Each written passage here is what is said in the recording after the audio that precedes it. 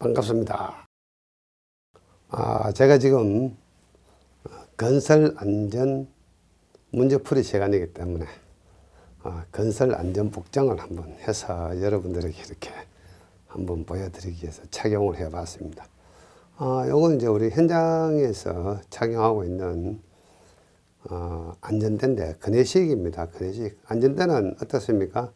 벨트식이 있고 상체식이 있고 뭐 그네식이 있죠. 그래서 오늘 문제풀이 시간에 안전대 설명할 일이 있습니다. 그래서 제가 직접 착용을 하고 여러분들에게 보여드리면서 한번 설명하고자 하는 생각에서 이 안전대를 한번 착용을 해 봤습니다. 그래서 오늘은 이 안전대를 착용한 상태에서 여러분들에게 문제 해설을 한번 해 드리기로 하겠습니다. 자, 지금 보는 이 모습은 제가 지금 근무하고 있는 현장의 모습입니다. 직접 우리 현장에서 지금 하고 있는 그 건축 구조물, 지금 지하층 구조물 하고 있는 전경을 제가 여러분들에게 이렇게 보여드리고 있습니다. 자, 이러한 현장에서 소요되는 게 이 건설 안전 기술이다, 이렇게 생각을 하시면 되겠습니다. 자, 계속해서 제가 이 안전모를 탈모하고 강의를 여러분들에게 계속해 드리기로 하겠습니다.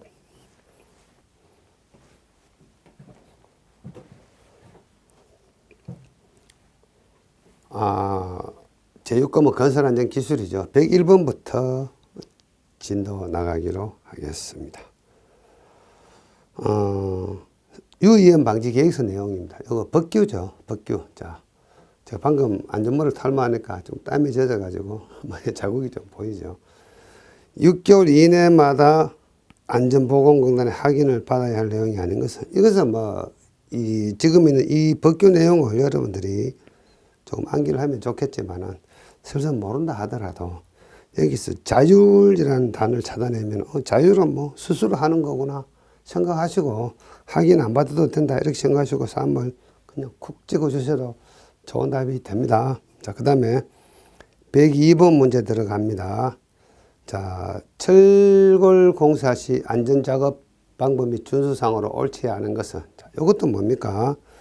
구명줄 이야기가 나오는데 마닐로프 직경 16mm 기준,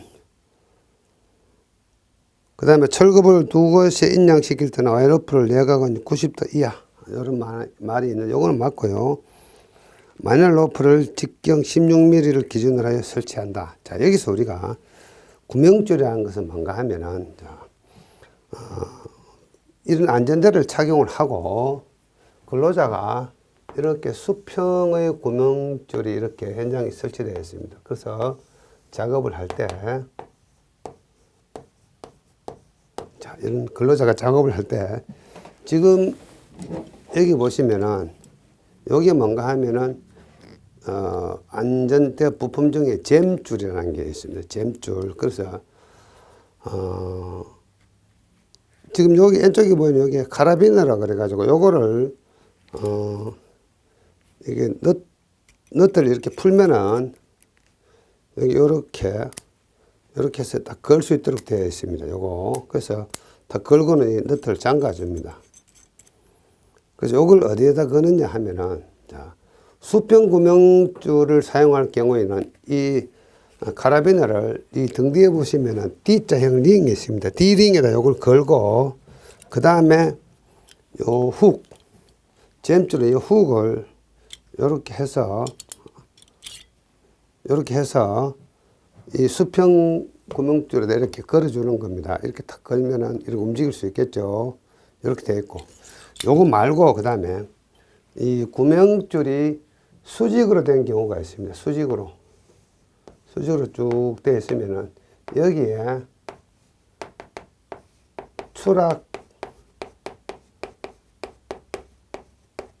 방지대가 이렇게 중간중간에 이렇게 설치가 됩니다. 그래서 작업자가 이렇게 작업을 하다가 작업을 할 때 이때는 어떻게 하느냐 하면은, 이번에는 반대로 카라비너를 풀어서 이 추락 방지대에다가 이렇게 설치를 하고 이 훅을 이 뒤쪽에 있는 링에다가 D링에다 걸어주는 겁니다. 반대로 하는 거죠. 그래서 수평 구명줄인 경우에는 카라비너를 D링에다가 달고 후욱을 여기다가 설치하고, 이 경우에는 카라비너를 조작 방지대에 설치하고 후욱을 이 D등에다 걸어주는 거죠. 요게 철거 공사할 때 이 안전대를 가지고 구명줄에다가 어떻게 거느냐 하는 것이 따라 달라지는 거죠.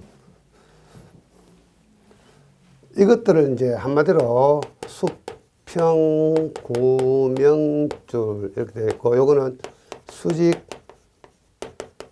구명줄 이렇게 되어 있습니다. 이걸 통틀어 가지고 뭐라고 이야기하냐면은 안전대 부착 설비.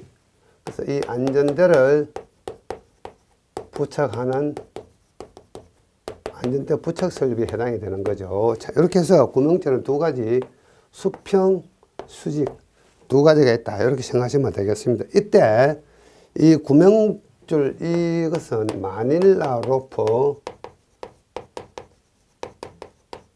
16mm, 직경 16mm 이상짜리를 한다. 이 정도 기억을 하시면 되겠고, 그 다음에 철골보를 인양할 때는 어떻게 하느냐. 자, 여기에 양중기를 가지고 이런 철골이 있으면은, 이런 철골을 인양할 때 양중기가 이렇게 있으면은 슬링링이라고 있습니다. 슬링링을 걸 때, 이런 식으로 걸 때 3분의 1, 3분의 1, 3분의 1 되는 지점을 걸면 제일 좋고요.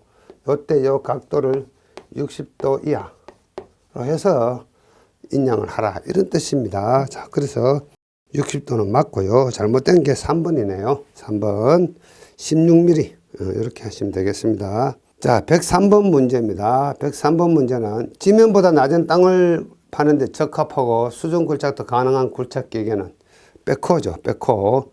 파워 쇼벨은 높은 것입니다. 그 다음에 가이드릭이나 파일 드라이브는 뭔가 하면, 가이드릭은 철골 작업할 때 고정 양중기입니다. 고정된 양중기를 이야기하는 거고, 파일 드라이브는 파일을 박을 때 미리 구멍을 뚫습니다. 구멍을 뚫고 공장에서 만들어진 파일을 구멍 속에다 집어넣는데, 그것을 우리는 메인 말뚝이라고 이야기하고, 그때 그 구멍 뚫는 장비를 파일 드라이브라고 이야기합니다. 자, 우리가 산업은행 기사 공부할 때 항타 항발기라고 공부하고 있죠. 항타기는 이 파일 드라이브하고 조금 다른데, 일반적으로 이 파일 드라이브도 뭐 항타기라고 명칭하기도 합니다만은 항타기하고는 조금 다릅니다. 그래서 어쨌거나 이 파일 드라이브는, 이 파일이 뭐죠? PIL이 말뚝이라는 뜻이죠. 그래서 말뚝 시공 장비다, 이렇게 생각하시면 되겠습니다. 자, 그 다음에 요 건설기기 그림을 제가 잠깐 보여드리겠습니다. 지금 보시는 요 자료 여러분들 제가 제공해 드리겠습니다. 자, 장비 종류 파워 쇼벨 높은 것, 백호는 드래그 쇼벨이라고 이야기하는데 낮은 곳, 드래그 라인은 낮은 곳, 크람쉘은 수직 굴착, 모래 굴착, 준설. 그래서 지금 제가 내드린 이 자료, 파워 쇼벨은 높은 것, 백호는 낮은 곳, 드래그 라인은 요 물표시죠. 수중. 그 다음 크람쉘도 수중이나 모래 준설할 때 쓰는 장비다. 이렇게 이제 요 표하고 요 그림하고 같이 여러분들이 기억을 하고 계시면 되겠습니다. 그 다음에 104번 문제입니다. 산업안전보건법령에 따른 집안의 종립을 굴착면의 기울기 기준으로 옳지 않은 것은, 자, 이것은 요 표를 암기하셔야 되겠죠. 요 표. 자, 이 표는 어떤 개념인가 하면은, 잠깐 제가 이 자료를 같이 보면서 하겠습니다. 지금 여기는 요 내용, 요 표하고 요 그림을 같이 생각을 하시면 되겠네요. 그래서 우리가, 보통 우리가 이제 사면이라고 이야기하는데, 요거 지우겠습니다. 자, 여기에 원래 집안이 이렇게 있으면은, 원래 집안입니다. 여기 어떤 도로를 하기 위해서 이 부분을 이렇게 깎아내고, 이렇게 깎아내고, 이 부분은 이렇게 해서 흙을 샀습니다. 그래서 이렇게 해서 사면이 이렇게 만들어지는 거죠. 여기다가 이제 도로를 하겠다, 이런 뜻입니다. 그래서 이렇게 하는 것을 우리는 절토라고 이야기하고, 이렇게 흙을 샀는 것을 성토라고 이야기합니다. 자, 그래서 이 졸토는 주로 안반입니다. 안반. 우리가 도로에 절토하는 구간은 대부분 안반이고, 이 성토는 대부분 흙으로 성토를 하게 되더라. 이렇게 생각하시면 되겠습니다. 그래서 이 안반은 종류가 경암, 가장 단단하죠. 그 다음에 연암, 그 다음에 풍암이 가장 약합니다. 그 다음에 이 흙은 뭡니까? 점토 성분이 주로 많은 흙이 있고, 모래질이 있습니다. 자, 점토 성분 흙도 건기, 습지, 건지 습지, 건조한 땅이냐, 습한 흙이냐, 이렇게 나누어 줍니다. 자, 그래서, 이 경사라는 이야기는 뭔가 하면, 사면의 경사라는 이야기는 요 부분을 요 수직 높이하고 요 수평 x의 비율, 수직 높이를 1로 봤을 때 수평의 어떤 폭을 얼마나 할 거냐, 요게 사면의 경사다, 구배다, 이렇게 이야기합니다. 그래서 요 x 값은 요 경암 단단할수록 작고 풍암 연할수록 큽니다. 그 다음에 성토인 경우에, 흙이 건조할 경우에는 이 폭을 조금 적게 해도 돼요. 그래서 건질 경우에는 작고, 습질 경우에는 좀 불안정하니까 폭을 더 크게 해야 돼요. 그래서 폭을 크게 한다, 이렇게 생각하시면 되겠습니다. 그래서 건지인 경우에는 0.5에서 1, 습질 경우에는 1에서 1.5, 이렇다. 자, 모래인 경우에는 그냥 1.5라고 생각하시면 됩니다. 1.5. 이렇게 해서 여러분들 개념을 잡으시고 암기를 하셔야 되고, 자, 여기서 경암 0.3, 연암 0.5, 이게 다 하니까 얼마입니까? 0.8. 뭐, 더해서 다 한 게 아니고, 암기하기 좋도록 하기 위해서 제가 우리 교재와는 좀 다르게 순서를 바꿔서 암기하시면 좋습니다. 경연풍, 0.3, 0.5, 요거 두 개 다 하니까 0.8. 그러면 요거 숫자 암기 여러분들 하실 수 있겠죠. 요때 요 숫자는 뭡니까? 요 폭 x의 숫자이고, 점토 모래일 경우에는, 점토인 경우는 건지는 좀 안전하니까 요 폭이 적다, 0.5에서 1. 그 다음에 습지인 경우는 좀 불안정하니까 폭이 크다, 1에서 1.5. 모래인 경우에는, 자, 여러분들 요거 헷갈리면 안 되는 게, 모래는 자체는 단단하지만은 이렇게 사면을 봤을 때는 모래는 잘 흘러내립니다. 그래서 모래는 경사면 측면에 봤을 때는 조금 불안정합니다. 거의 1.5까지 가야 됩니다. 1대 1.5 정도 해줘야만이 이 사면이 안정화된다, 이렇게 생각하시면 되겠습니다. 자, 이렇게 해서 우리 교재와 달리 좀 순서를 이렇게 바꿔서 암기하는 것도 하나의 요령이죠. 자, 104번 그렇게 해서 말씀을 드렸고, 105번 가겠습니다. 자, 105번은 뭡니까? 콘크리트 타설 시 거푸집 척압에 관한 설명으로 옳지 않은 것은, 자, 요것도 제가 척압에 대해서 조금 먼저 설명을 여러분들에게 드리고, 여러분들하고 이 자료를 보는 게 여러분들이 이해가 빠를 것 같습니다. 요 척압에 대해서 제가 잠깐 설명을 먼저 드리겠습니다. 자, 척압이란 것은 어떤 건가 하면은, 자, 여기에 우리가 콘크리트를 타설을 합니다. 제가 여기다 그림을 하나 그리겠습니다. 여기에 거푸집을 이렇게 설치를 해서, 요것들은 거푸집입니다. 여기에다가 이만큼 콘크리트를 타설을 하려고 합니다. 그래서 여기에 콘크리트입니다. 콘크리트. 요만큼 높이만큼 타설을 했다 해서 요 높이를 H라고 이야기하고, 이것을 우리는 헤더라고 이야기합니다. 헤더. 높이, 헤더. 자, 그래서 이렇게 콘크리트를 타설하면은 이 콘크리트가 거푸집에 미치는 압력의 크기는 이런 분포를 갖습니다. 삼각형 분포를 갖는데, 최고 바닥에 있는 이 부분의 압력, 이것을 우리는 P라고 이야기하는데, 이것을 우리는 척압이라고 이야기합니다. 이 척압은 이때 콘크리트를 1세제곱미터당의 무게, 그것을 우리는 단위 중량이라고 이야기하는데, 단위 중량은 통상 W라고 표현합니다. 그래서 이 콘크리트의 단위 중량은 통상적으로 약 한 2.4톤 정도 2.3톤, 2.4톤 요 정도 봅니다. 요 정도 한다. 그래서 이 척압의 크기는 이 콘크리트 단위 중량에다가 콘크리트 타설 높이 헤더를 곱하면은 이게 척압이 된다. 이런 개념을 두고 이제 이 내용을 같이 한번 보기로 하겠습니다. 자, 1번에 있는 거, 기온이 높을수록 척압이 크다. 자, 기온이 높으면은, 원래는 기온이 낮을수록 척압이 큽니다. 자, 기온이 높아지면은, 기온이 커지면은, 콘크리트가 빨리 굳습니다. 그래서 경화가 빠릅니다. 경화가 빠르기 때문에 이 속에 물이 적어지기 때문에 이 콘크리트가 침하가 되면서 이 척압이 빨리 커진다. 그래서 결국은 이게 뭔가 하면 척압이 크다는 개념은 척압의 증가. 자, 처음에 만약에 콘크리트를 요만큼 쳤으면은 척압의 크기는 요 정도 되겠죠. 요 정도. 요 정도 크기만큼 될 겁니다. 자, 콘크리트 요만큼 치면은 척압의 크기는 요 정도 크기만큼 되겠죠. 그래서 이 척압이 커지는 속도를 이야기하는 겁니다. 그래서 이 척압이 빨리 커지는 이유는 콘크리트 타설하고 하면 콘크리트가 빨리 침하되면은 척압이 빨리 커집니다. 그래서 기온이 높으면은 경화가 되기 때문에 척압이 적어집니다. 1번이 정답입니다. 그 다음에 타설 속도가 빠를수록 콘크리트 빨리 타설할수록 콘크리트가 이 바닥에 빨리 침하가 되겠죠. 그래서 척압이 크다. 맞고요. 슬럼프가 클수록 척압이 크다. 슬럼프라는 이야기는 콘크리트 타설을 할 때 실험을 하기 위해서 이런 어떤 철제로 된 콘에다가 콘크리트를 3번에 걸쳐 가지고 다져 놓고 요 콘을 이렇게 싹 빼 올리면은 이 콘크리트가 어떻게 됩니까?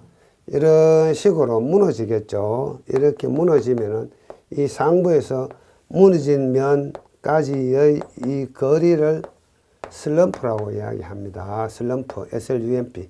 이게 크면 클수록 콘크리트는 연합니다. 물이 많다 이렇게 생각하시면 돼요. 그래서 이 슬럼프가 크면 클수록 콘크리트는 빨리 침하가 일어납니다. 그래서 척압이 커진다. 그 다음에 콘크리트 타설하고 나면은 자, 요렇게 생긴 장비가 있습니다. 다짐봉이라고 이야기하는데 스위치를 넣으면 여기 진동이 일어납니다. 진동이 되면서 이 콘크리트를 막 다져주는데 이걸 다지면 다질수록 콘크리트가 밑으로 빨리 침하가 되겠죠. 자, 그러면은 척압이 커진다. 그래서 다지면 적정할수록 좋습니다. 너무 가하면은 척압이 커져가지고 문제가 발생을 합니다. 자, 요런 내용 이해를 하시면서 보면은 105번 문제는 여러분들이 쉽게 이해를 하실 수가 있습니다. 자, 106번 문제로 갑니다. 자, 106번 문제는 강간비계 수직 방향 배기음 조립 간격으로 옳은 것은 단 틀비계이며 높이가 5m 이상인 경우이다. 요것은 여러분들 그냥 암기를 하시면 되겠는데, 자, 단간 비계가 있고 틀비계가 있고 그 다음에 통나무 비계도 문제가 나옵니다. 그래서 수직 방향, 수평 방향의 배기음. 자, 배기음이 무슨 뜻이냐? 이야기는 뭔가 하면은, 자, 우리가 현장에서 콘크리트를 타설을 하고 콘크리트 벽면에 어떤 작업을 하기 위해서 비계 작업을 합니다. 자, 여기에 이런 건물 공사를 하기 위해서 이렇게 건물 골짜기 이렇게 올라갔는데 이 외벽에 어떤 작업을 하기 위해서 사람이 올라가서 발판 설치를 하고 작업을 하기 위해서 설치하는 게 비계죠. 그래서 이 건물이 만약에 이렇게 생겼다면은 자, 여기에 우리가 이런 비계 공사를 합니다. 이렇게 비계를 설치를 하죠.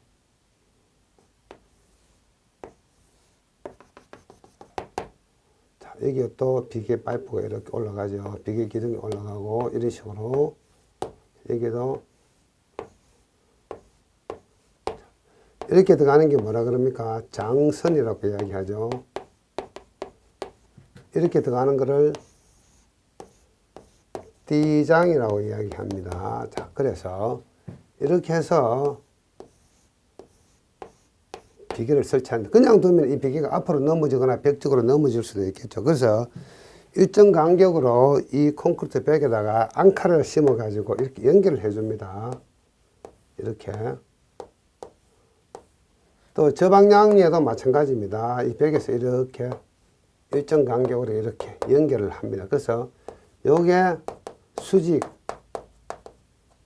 요게 수평입니다. 수평. 그래서 이것을 우리는 벽이음이다. 즉, 이 비계를 벽에다가 고정하는 작업을 이야기하는 겁니다. 이것을 우리는 벽이음이라고 이야기합니다. 그래서 이 비계의 종류에 따라 가지고 이 수직과 수평 간격이 법적으로 정해져 있습니다.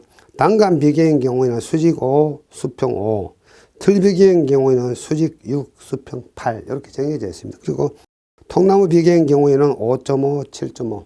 자, 우리나라에는 통나무 비계를 쓰지 않습니다만 중국 같은 데 가면 통나무 비계를 씁니다. 중국에는 심지어 대나무 가지고도 비계를 합니다. 자, 우리나라에서는 통나무 비계를 쓰는 곳이 단 한 군데도 없습니다. 저는 아주 어릴 때 이 통나무 비계를 본 적이 있지만 최근 국내 현장에서는 파이프, 강간 파이프를 가지고 비계를 하지 통나무로 비계를 하고 이런 거 안 합니다. 그렇지만은 아직도 이것들이 문제로 출제되는 경우가 있습니다. 자, 그 다음에 요거는 건설 기계죠. 굴착과 씻기를 동시에 할 수 있는 토공 기계가 아닌 것은, 자, 굴착과 씻기를 동시에 할 수 있는 장비는 SHOVEL, 쇼벨이라고 읽기도 하고 셔블이라고도 읽기도 합니다. 그래서 BUCKET, 버켓이 달려 있는 거. 자, 이 버켓은 여기도 적겠습니다. BUCKET, 버켓은 한국말 해석하면 삽이라는 뜻입니다. 그래서 삽이 있어야만이 굴착도 하고 씻기도 하죠. 그래서 이 쇼벨, 백호도 이 사람 이름인데, 백호도 어떻게 보면은 우리가 드래그 쇼벨이라고 얘기하죠. 드래그 쇼벨. 그래서 백호도 쇼벨입니다. 모터 그레이드는 정지 장비에 해당이 되죠. 그래서 모터 그레이드는 땅을 고르기 하는 장비에 해당이 됩니다. 그래서 정답은 4번이 되겠네요. 자, 108번. 구축물의 안전진단 등 안정성 평가를 실시하여 근로자에게 미칠 위험성을 미리 제거해야 하는 것. 여기서 구축물 그러면은 콘크리트라든가 교량이라든가 터널이라든가 이런 구조물들을 얘기하는 겁니다. 자, 그래서 이것은 잘 몰라도 여러분들 이 단어에서 답을 찾을 수가 있습니다. 구축물의 구조체가 안전측으로 과도하게 설계가 되었다. 안전이 과도해서 문제가 될 건 전혀 없죠. 단지 돈이 많이 들어갑니다. 비경제적이 될 수는 있지만 안전에는 더 좋죠. 돈이 많이 들어가면 들어갈수록. 그래서 이 부분은 전혀 안전에 문제가 없는 항목이기 때문에 정답이 되겠습니다.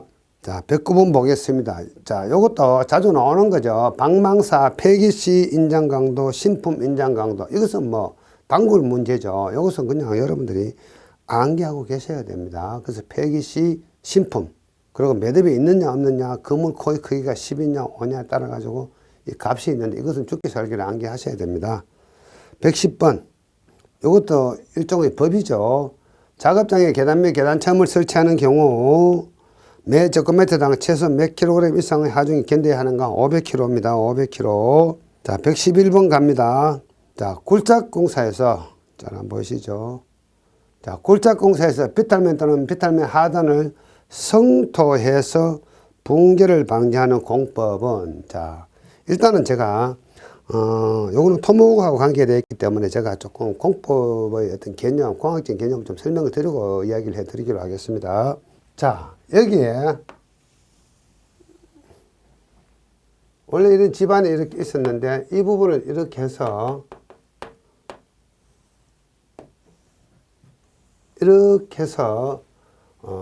굴착을 했습니다. 그럼 이게 뭐라고 그랬죠? 사면이라고 얘기했죠.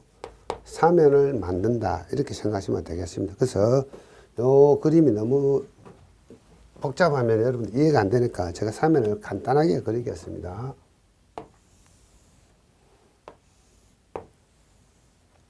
이렇게 이제 사면이 있는데 붕괴라는 개념은 어떤 개념인가 하면은 요 사면이 이렇게 해서 요 흙덩이가 이렇게 미끄러지는 거, 이걸 우리는 붕괴라고 이야기합니다. 그래서 요 면은 어떻게 이야기하냐 하면은 파괴면,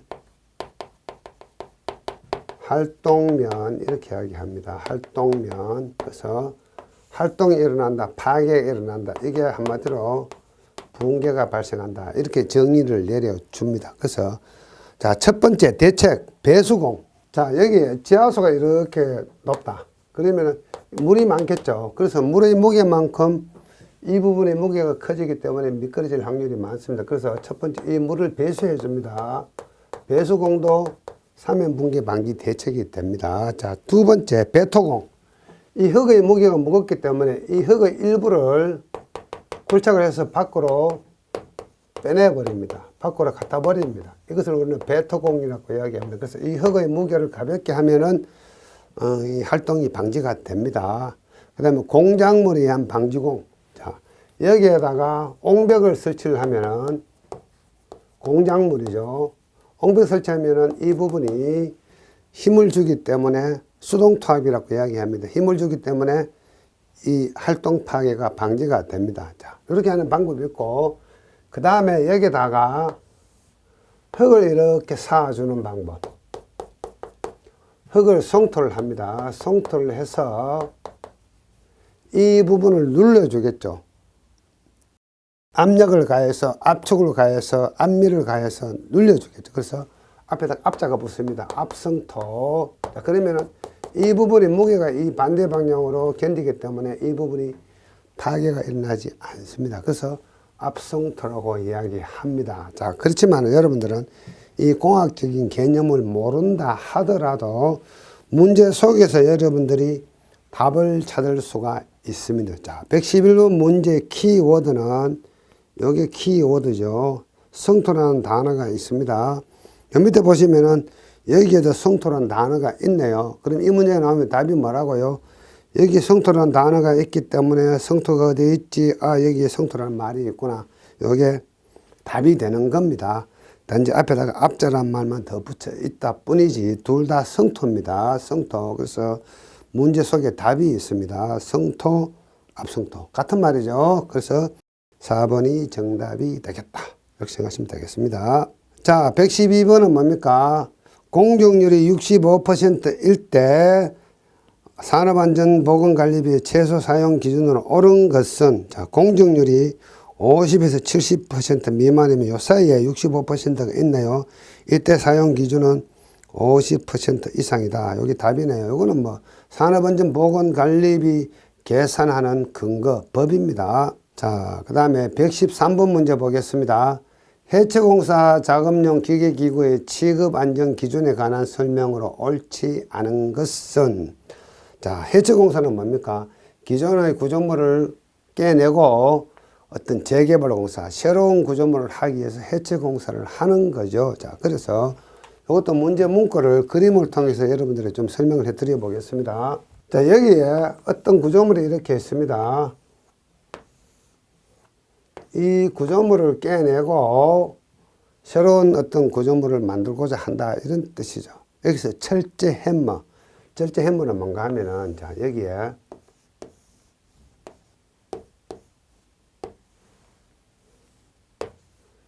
여기에다가 이렇게 철제 햄머를 달아가지고 쿵쿵쿵 때리면 콘크리트가 깨지겠죠. 그때 이 쓰는 게 이게 뭡니까? 와이어로프죠. 와이어로프.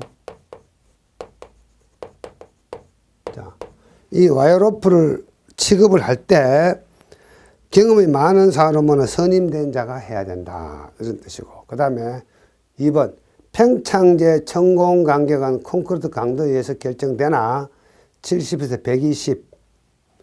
자, 평창제라는 이야기는 뭔가 하면, 자, 이런 콘크리트가 있으면 안반도 마찬가지입니다. 안반이나 콘크리트에 그냥 하역을 넣어서 발파하면 소음이나 진동이 커지기 때문에 여기다 구멍을 이렇게 뚫어가지고 여기다가 평창제를 집어넣습니다. 그러면은 일정 시간이 지나면 이것이 평창하기 때문에 이것이 이렇게 균열이 가면서 이 부분이 파쇄가 되어서 깨어져 나오죠. 이게 평창제입니다. 그래서 이 간격, 자, 콘크리트가 이렇게 있으면은 간격을 어느 정도 할 거냐, 이 간격. 이거는 뭐 평창제의 성능이나 콘크리트의 강도나 구조물의 어떤 두께나 따라서 달라집니다. 달라지지만 일반적으로 30에서 70cm 정도 하는 게 좋다. 이렇게 되어 있죠. 그래서 2번이 정답입니다. 2번이 정답이다. 자, 그 다음에 뭐 합니까? 자, 그 다음에 동그라미 3번, 4번은 뭐죠? 뭐, 세기 타입. 세기 타입은 뭐죠? 자, 세기 타입은 여기다가 이렇게 구멍을 뚫고 여기다가 이런 모양의 세기를 박아 넣는 거죠. 그러면 이 색이 뒤쪽 직경이 크기 때문에 이 부분이 이렇게 벌어지겠죠. 자, 그걸 이야기하는 겁니다. 세기를 때려 박는다. 이런 뜻이 되겠습니다. 114번이죠. 가설 통로의 설치 기준으로 옳지 않은 것은? 자, 요것은 4번입니다. 15m 이상의 경우 10m 이내마다 계단첨을 설치한다. 요거는 법이니까 그냥 여러분들이 알아서 암기를 하시면 될 것 같습니다. 그 다음에 작업으로 인하여 물체가 떨어지거나 날아올 위험이 있는 경우 필요한 조치가 거리가 먼 것은 투하설비죠. 자, 투하설비는 뭡니까? 이런 구조물 공사를 하고 주변에 찌끄러기가 있으면 이 찌끄러기를 그냥 던지면 안 되죠. 그래서 이것을 이렇게 자루처럼 생긴 곳에다가 집어넣으면 미끄럼들처럼 미끄러져서 이 부분에다가 이렇게 쌓이죠. 이게 투하설비입니다. 그래서 투하설비하고 뭐 낙하나 비례하고 조금 방지 대책은 되겠지만은 가장 거리가 먼 것은 했으니까 여기에 가장 거리가 멀다 이렇게 생각하시면 되겠고 116번입니다. 자, 다음은 안전대와 관련된 설명이다. 아래 내용에 해당되는 용어로 옳은 것은 자, 로프, 레일 청식을 하겠습니다. 유연하거나 단단한 고정줄이다. 추락 발생 시 추락을 저지하는 추락 방지대. 지탱해주는 줄 모양의 부품. 자, 제가 앞에서 잠깐 설명을 드렸죠. 구명줄의 종류 다시 한번 설명을 드리겠습니다. 구명줄의 종류를 제가 그림을 통해서 설명을 드리겠습니다. 자, 이렇게 수평 구명줄이 있고 작업자가 이렇게 서서 자, 지금 제가 이 안전대를 차고 있습니다. 그래서 이쪽에 D링이 있죠. D링에다가 이 카라비너를 D링에 걸고 이 훅을 어디에다가 여기 있는 수평 구명줄에다가 걸어주는 방식입니다. 그래서 여기에다가 수평 구명줄에다가 이렇게 훅을 걸어준다. 이렇게 되어 있고, 그 다음에 수직 구명줄은 어떤 건가 하면은 수직으로 이렇게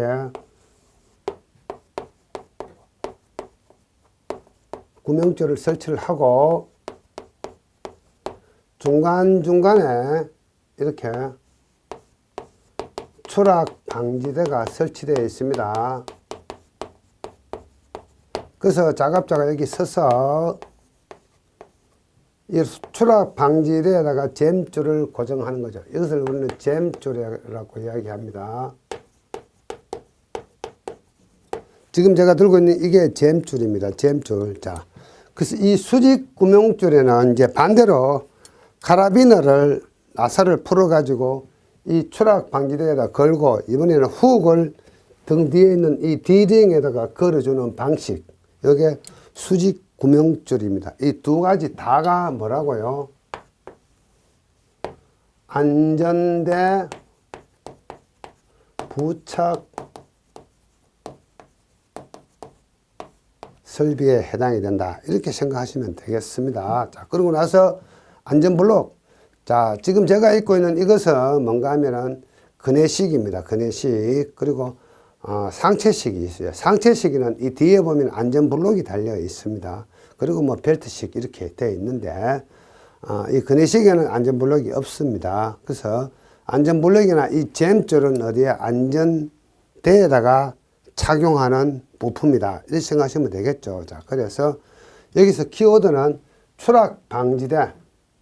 이 추락 방지대라는 단어가 나왔기 때문에 수평 구명줄 아닙니다. 수직 구명줄이다. 이렇게 이제 여러분들이 생각을 하시면 되겠습니다. 자, 제가 직접 착용하고 실물도 보여드렸고, 기왕이면은 제가 자료를 통해서 한 번 더 보여드리겠습니다. 자, 지금 보시는 요게 지금 제가 착용하고 있는 안전그네식입니다. 요게 지금 안전그네식, 그네식 안전대죠. 자, 여기 보시면은 여기 이렇게 수직 구명줄이 있고요. 여기에 추락 방지대가 설치되어 있습니다. 그리고 여기에 카라비너를 걸고 이 훅은 이 뒤쪽, 등 뒤쪽에 있는 이 D링에다가 걸어주는 방식입니다. 이게 지금 출제된 문제에 대한 내용이고요. 지금 요 그림이 제가 조금 전에 실물로 보여드린 그 잼줄입니다. 훅이고 카라비나 이렇습니다. 나머지 그림도 여러분들 이렇게 한번 보시면은 이 안전대에 대해서 여러분들이 이해를 쉽게 하실 수가 있습니다. 제가 이 한 문제를 좀 설명드리고자 해서 오늘 직접 이 안전대를 착용하고 앞에 섰습니다. 자, 117번 크레인의 운전실 또는 운전대를 통하는 통로의 끝과 건설물 등의 벽체의 간격은 최대 얼마여야 하는가? 0.3. 요거는 뭐 법적 규정이니까 그냥 암기하셔야 될 것 같고, 자, 118번도 마찬가지입니다. 달비기의 최대 적재 하중을 정하는 경우 안전계수 암기하셔야 되겠네요. 그래서 이 안전계수, 이 문제는 자주 나오는 거죠. 종류별 안전계수값 암기하기. 119번 마찬가지입니다. 자, 달비기의 사용이 불가한 와이어로프의 기준으로 옳지 않은 것은, 자, 와이어로프가 사용되는 것, 우리 산업안전기사에서 어디에서 사용이 됩니까? 지금 여기는 달비기, 그 다음에 항타 항발기에도 와이어로프 나오죠. 양중기에도 와이어로프 나옵니다. 그래서 어디에 나오든 이 와이어로프의 사용 금지 조건은 똑같은 내용입니다. 그래서 여기 정답이죠. 10% 이상인 거 사용하면 안 됩니다. 자, 마지막 문제입니다. 120번 문제. 흑막이 지보공을 설치하였을 때 정기적인 점검 사항인데 이상 발견 시 즉시 보수해야 할 사항이 아닌 것은, 자, 이렇게 네 가지가 있는데 굴착 깊이 정도, 버팀대의 기납 쭉 말이 나오죠. 자, 이거 어떤 개념인지 제가 좀 그림을 통해서 설명을 드리겠습니다. 이 건설은 여러분들이 직접 경험하지 못하기 때문에 이 단어들이 이해가 안 될 수가 있습니다. 제가 흙막에 굴착 공사하는 방법을 간단하게 좀 설명을 드리겠습니다. 자, 도심지에서 지하에 지하실을 만들기 위해서, 건물 지하실을 만들기 위해서 땅을 깊이 팝니다. 그래서 집안이 무너질 수가 있기 때문에 미리, 이게 우리가 하고자 하는 지하 공사를 하기 위한 대상 집안이라면 미리 여기에다가 흙막이 공사를 합니다. H8을 쓸 수도 있고 뭐 슬러리를 쓸 수도 있고 여러 가지 공법이 있는데, 이렇게 땅 속에다가 미리 흙막이를 할 수 있도록 이렇게 박아 놓습니다. 그리고 나서 이렇게 일단 굴착을 합니다. 이런 식으로 땅을 굴착을 합니다. 그리고 나서 여기에다가 H 형태의 강제를 설치를 합니다. 이것을 우리는 띠장이라고 이야기합니다. 띠장. 그 다음에 이제 띠장에다가 이렇게 흙막이 집어공을 하는데 이것을 우리는 버팀대라고 이야기합니다. 버팀대. 그리고 나서 요 버팀대 하단하고 요 굴착면의 어떤 간격 0.6m 이내, 이런 어떤 굴착 깊이 규정이 있습니다. 이것은 뭡니까? 구조계산서나 도면에 명시가 되어 있습니다. 이것은 현장 점검 사항이 아니죠. 시공시 주의사항입니다. 자, 그 다음에 현장 점검 사항은 버팀대의 기납. 버팀대의 기납은 뭔가 하면은 이 버팀대 끝에 SCREWJACK, 그래서 스크류 잭이라고 있습니다. 이 스크류 잭을 이렇게 돌려주면은 이 버팀대에서 이 방향으로 힘이 작용하게 되는데, 이것을 우리는 기납이라고 이야기합니다. 기납. 자, 토목에서는 이것을 충력이라고 이야기합니다. 충력. 버팀대의 충력을 도입을 한다, 이렇게 이야기합니다. 그래서 자, 돌려주면은 양쪽으로 밀어주는 압력이 작용하는데 이 기납을 이야기하는 겁니다. 그래서 모든 버팀대마다 설치된 건 아니지만 일정 숫자마다 이 끝에다가 계측기 설치를 합니다. 그래서 로드쉘, LOAD, CLL, 로드쉘이라는 걸 설치합니다. 영어로 쓰면 이건 또 다른 말로 스트레스 스트레스 게이지, GAG 또는 메타 이렇게 이야기합니다. 한국말로 쓰면은 하중계 또는 응력계 이런 말을 씁니다. 이런 걸 확인해서 풀리면은 다시 또 쪼아줍니다. 이게 버팀대 기납의 정도. 그 다음에 부재 접속. 자, 요 H 파일하고 버팀대는 볼트를 연결합니다. 연결부. 자, 버팀대는 한 개만 있는 게 아니고 여러 개가 있겠죠. 그래서 버팀대끼리 또 이렇게 잡아주는 어떤 브레이싱이라는 개념이 있습니다. 자, 그것은 교차부. 이런 거. 그리고 부재의 탈락, 변형, 부식. 이런 것들을 확인해서 보수하면서 일을 한다. 그래서 굴착 깊이 정도. 요거는 점검사항이 아니고 주의사항입니다. 시공시 주의사항이다. 이렇게 생각을 하시면 되겠습니다. 자, 이렇게 해서 1, 2회 통합 건설 안전 문제 해설을 마치기로 하겠습니다. 자, 수고하셨습니다.